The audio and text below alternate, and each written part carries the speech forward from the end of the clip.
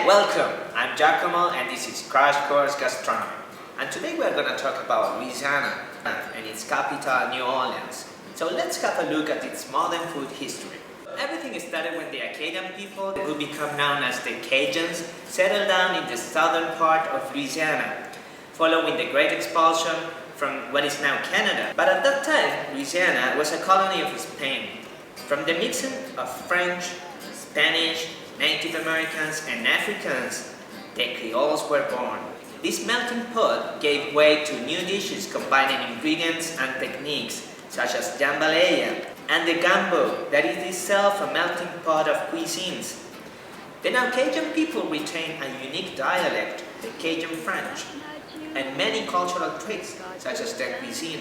Some typical dishes still sound very French, like the boudin, a white sausage made from pork rice dressing.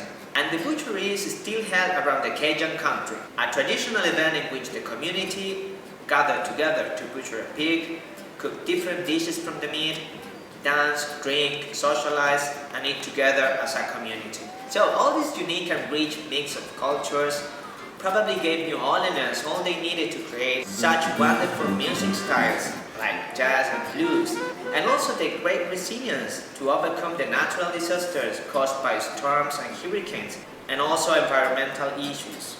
So now that you know a bit more about Louisiana history and culture, let's see what we have learned from this amazing trip to Louisiana. I hope you enjoyed it as much as I did.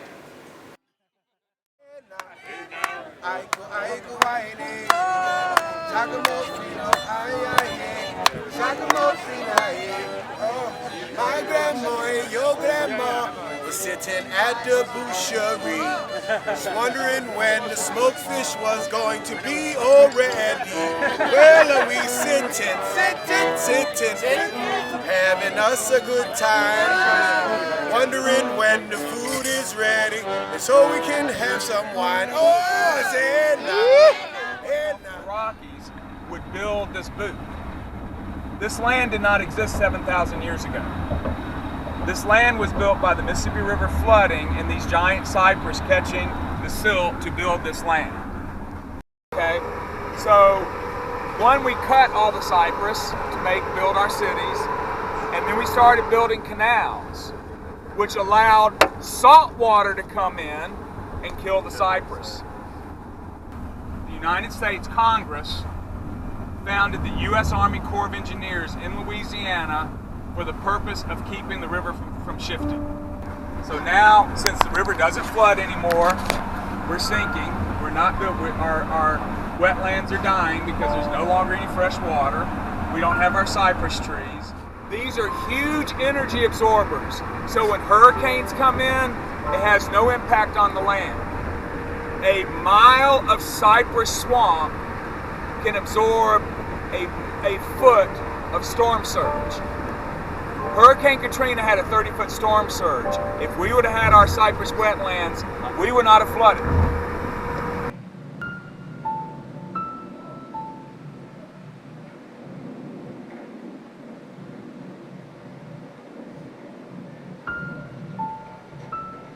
Water came in, they couldn't pump the water out, so the city was still largely flooded in places where it was trapped. 80% of the city flooded. So of New Orleans, 80% of it was filled with water. 5 feet, 10 feet, 2 feet, but it was filled with water. There was debris everywhere. You couldn't move around the city. You were kicked out of the city from essentially September 1 until October 1 of 2005. And remember, this is only 4 years after the 9/11 events, when the country is protecting its citizens from dangers far away. We couldn't protect our citizens from a natural disaster or an unnatural disaster.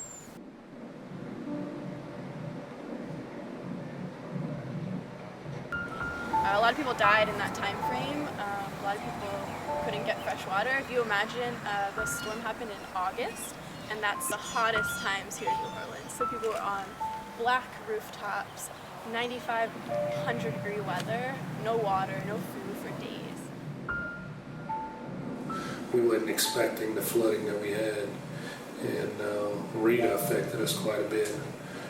You know, the people in South Louisiana, they're real resilient. They always ready to, you know, pull up their pants and go to work. You know, I mean, they just do what they have to do to keep on going, and that's you know, that's how people are here in South Louisiana. We take things in stride. You know, I mean, you just have to make the best of whatever you got.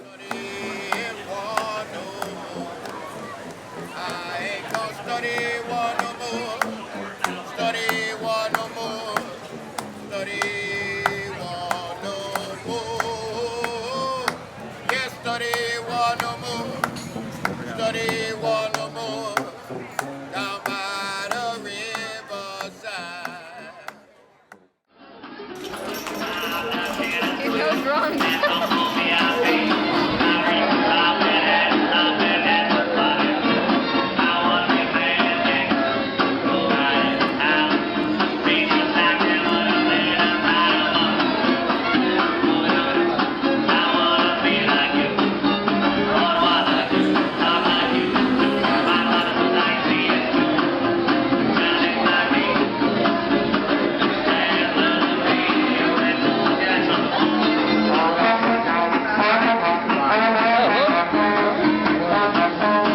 She was pretty.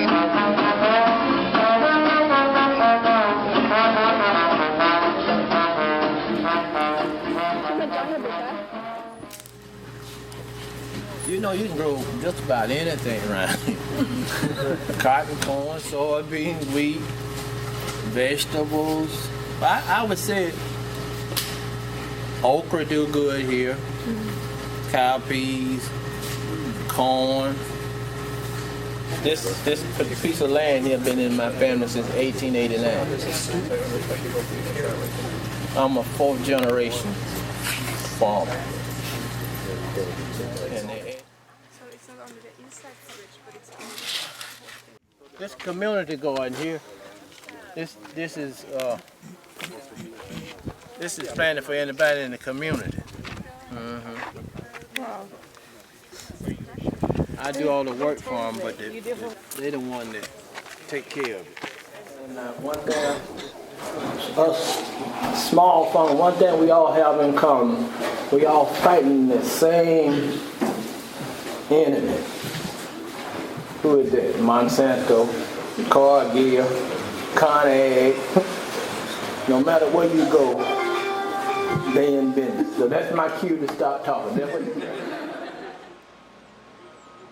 Well, coming from a country where sugarcane is produced, I was pretty aware of, but I've never seen something like this, something so massive.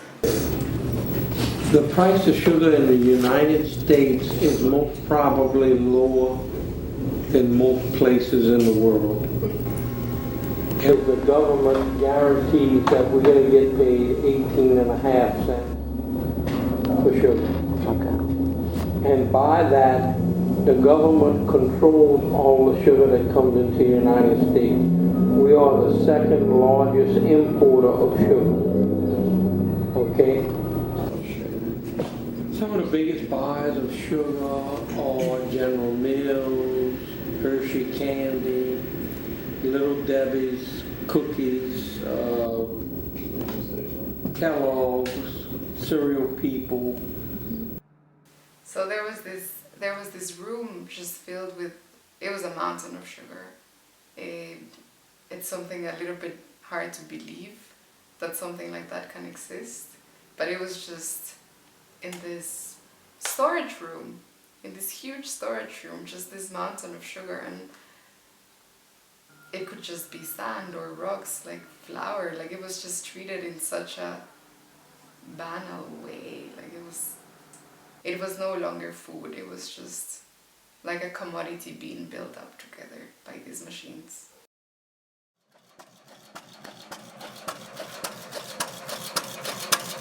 Oh, wow. Good morning.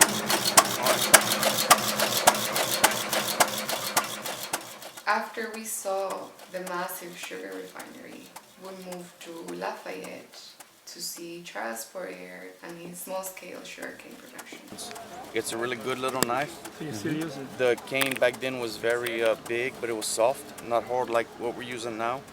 So they had to go to a harder metal like these. And this is one of the most current knives they make, which is not too good. And they would, he had 70 acres here. And they would cut all of that with these knives, and they would harvest. Let me see, 30 tons per acre. So 120 tons was cut by my grandfather. A really good cane cutter could cut up to 4.5 tons a day. That's a lot. What? Wow. Yes. Like I said, my great-great-grandfather did this. I don't remember any small syrup mills being open, but they used to be all over the countryside. Just about probably 1 in every 5 cane farmers would actually make syrup for the neighbors, and that was their sweetener, you know. There was no white sugar. Like in my mom, my dad's time, there was no white sugar. Only the wealthier would have white sugar. And what I do is very small. You know, produce, I might use 15 or 16 tons of cane to make all my syrup. Where one of the cane farmers, you know, they'll cut a ton of cane in about 15 seconds with that machine, you know. A gentleman in Bayou Gula, which is south of Baton Rouge. You know when y'all come across Baton Rouge? An old friend of mine in Lafayette told me about him. Okay. And the gentleman who showed me how to do this he's probably almost 90 now.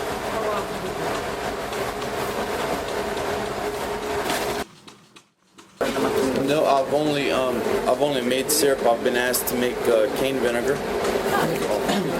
which I'm kind of stretched thin just doing this, you know. So, but I have some leftover syrup from last year. I've been asked. They're probably gonna try and make some rum with it. So that's nice whenever you can see everything that can be done with one product, you know.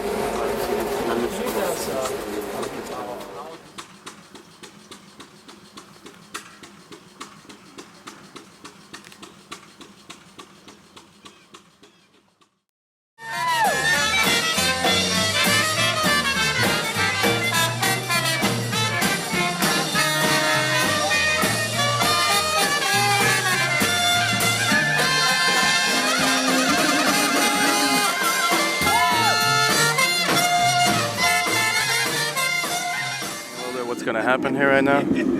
Well, they're burning the sage over there. They're blessing the hog.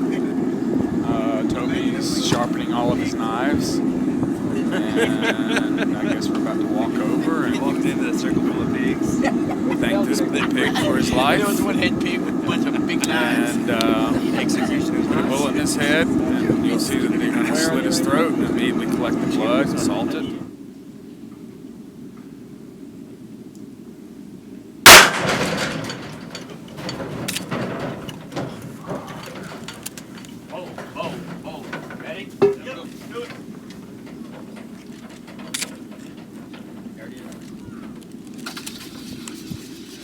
In America, there's an emotional detachment to our food source. Like, we don't have any responsibility to it, because we don't have any emotional attachment to it. We don't have to see it die. You know, we don't have to feel remorse. You know, we just go and buy it through a drive-through window. There's no guilt, no responsibility. Like, I want to feel like, you know, the weight of it, the responsibility behind it. Like, I just killed something. Mm-hmm. That's a really harsh thing to do.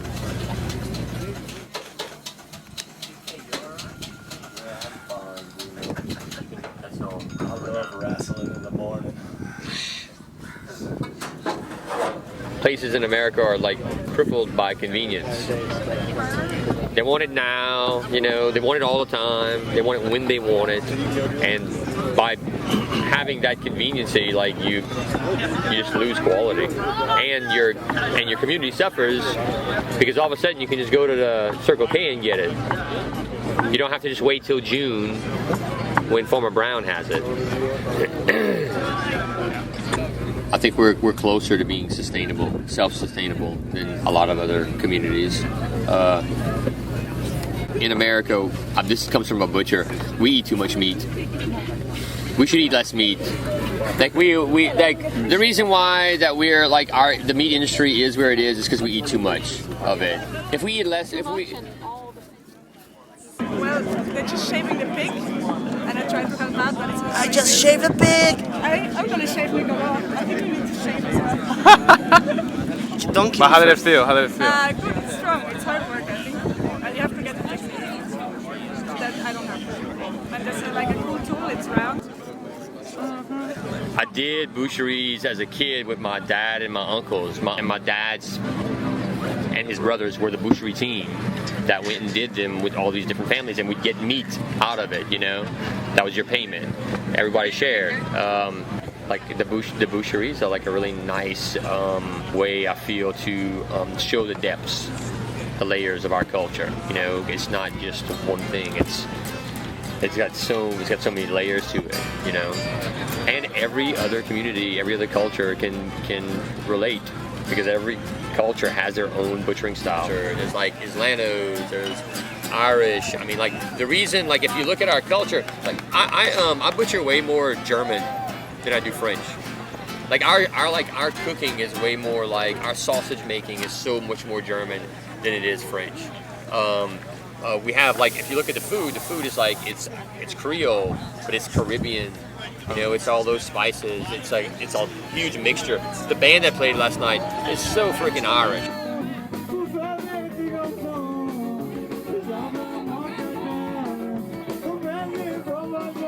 Like the people that came here just really became one people, and each had their own like thing they put in the pot.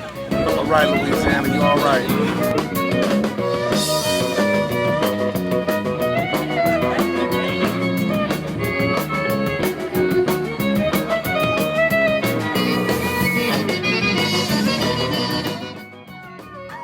It's my little girl. Her name is Josephine. How old is she? She's 6. And I realized that like she wasn't gonna have the same opportunities as me. She wasn't gonna have the same upbringing as me, like and everything. She's never seen the actual process, and I felt like it's time. You know, it's time for her. If they're not here, this is all in vain. If they're not here, this is all like very self-absorbed. Like I wanted my daughter here. They have to see it. They have to. Like it's meant to be like an international symposium. Like I want people from all over the world. Like I also don't want to be the only one butchering. Like I want to butcher. I want the numbers to get to a point where like we can have a butcher from Italy come in and he'll do a lamb his way. You know, I would be happy just doing the big and have people from all over the world come in and experience this because it's like the perfect little town for it. There was something so close to who I am. Like it seems like I've been there before. Because it has so much history and so much life behind it that you can feel it. And this is something that, like in other parts of the U.S. you cannot sense. But being in a place with such a rich culture, you just sense the people and the vibes and the music around it. Like even though there's no music, you're just like walking down the street and listening to the heart of the city just beating. And it's there. It's magic.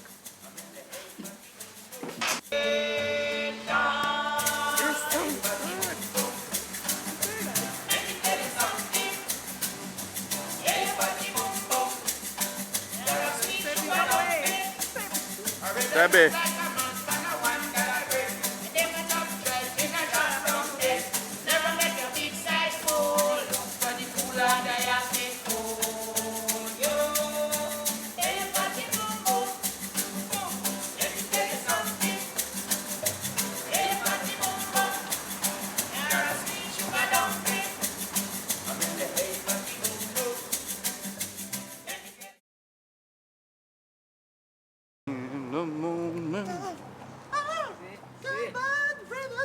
Nice.